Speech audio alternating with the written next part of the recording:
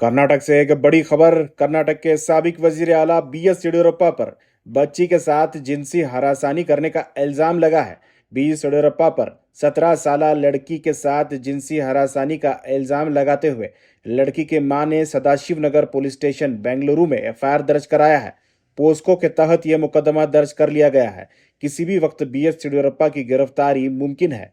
इंतखाबात से कबल बीएस येडियुरप्पा पर यह मुकदमा काफी मुश्किलें खड़ी कर सकता है। न सिर्फ बीएस येडियुरप्पा पर, बीजेपी पर भी ये काफी मुश्किलें खड़ी कर सकता है। एक खातून ने अपनी बेटी के साथ ये इल्जाम लगाया है कि वो लगातार मदद के लिए बीएस येडियुरप्पा पास जा रही थी।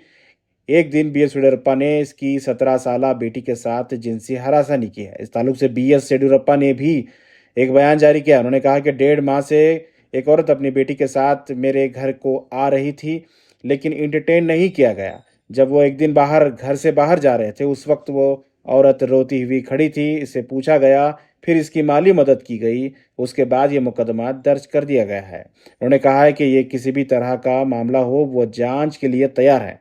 वो किसी भी तरह से गलत नहीं है। इस मामले पर बीएस येडियुरप्पा के ताल्लुक से रियासती वजीर दाखिला जी परमेश्वर ने भी बयान दिया है। उन्होंने कहा है कि मामले की जांच के बिना कुछ भी कहना मुश्किल है। तफ्तीश की जाएगी, जानकारी लेने के बाद ही वो बयान देंगे।